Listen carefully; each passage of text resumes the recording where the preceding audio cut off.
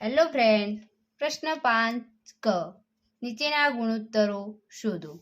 પ્રકરણ 12 જેમાં આપણને 4 પ્રશ્નો કયા છે. 1. 40 સેમી અને 1.4 મીટર નું ગુણોત્તર શોધવાનો છે. તો પહેલા તો એને એકમ સરખા કરવા પડે. અહીંયા સેમી છે ને અહીંયા મીટર છે. તો 1 મીટર બરાબર 100 સેમી. તો 1.4 મીટર બરાબર કેટલા થાય? તો 1.4 ગુણ્યા 100 વડે ગુણીએ તો એના આ પોઈન્ટ નીકાળી નીચે જશે દશાંશ. 14 ગુણ્યા 100 ભાગ્યા 10.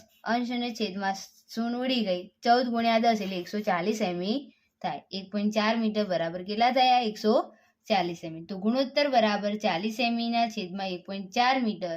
40 સેમી 1.4 મીટર બરાબર આપણને કેટલા મળ્યા? 140 સેમી.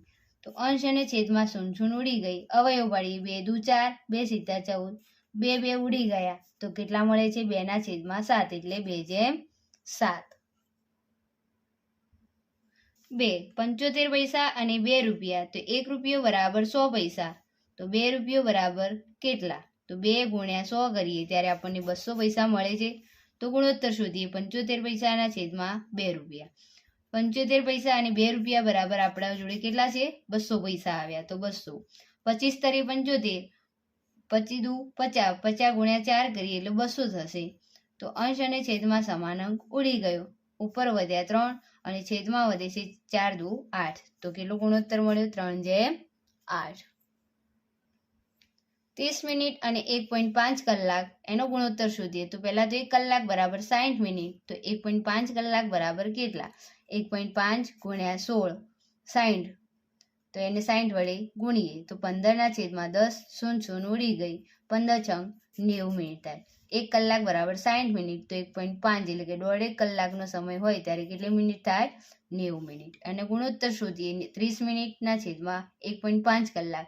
1.5 કલાક બરાબર 90 મિનિટ આવી. તો એ લખીશું. એકમ હંમેશા સરખા કરવાના હોય તે માટે. શૂન્ય ઉડી ગઈ અને 3 તરી 9 અને 3 એકા 3. તો 3 3 ઉડી ગયા. ઉપર કશું નહીં વધતું એટલે 1 લખીશું. નીચે વધ્યા 3 તો 3 લખ્યા. તો ગુણોત્તર કેટલો મળે છે? 1/3. 4. 3 સેમી અને 60 મીમી. તો પહેલા તો 1 સેમી બરાબર 10 મીમી. તો 3 સેમી બરાબર કેટલા? 30 મીમી થશે. તો ગુણોત્તર શોધીએ. 3 સેમી અને 60 મીમીનું. 3 સેમી બરાબર આપણને મળ્યા 30 મીમી. 30 લખીશું છેદમાં 60. શૂન્ય ઉડી ગઈ. 3 એકા 3, 3 દુ 6.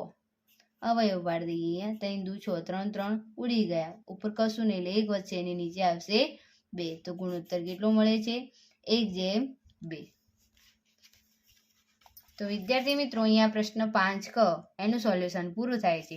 આપણે અસાઇનમેન્ટની અંદર વિષય ગણિત જેની અંદર પ્રશ્ન 1 થી 5 બધા જ પ્રશ્નોનું સોલ્યુશન પૂરું કર્યું.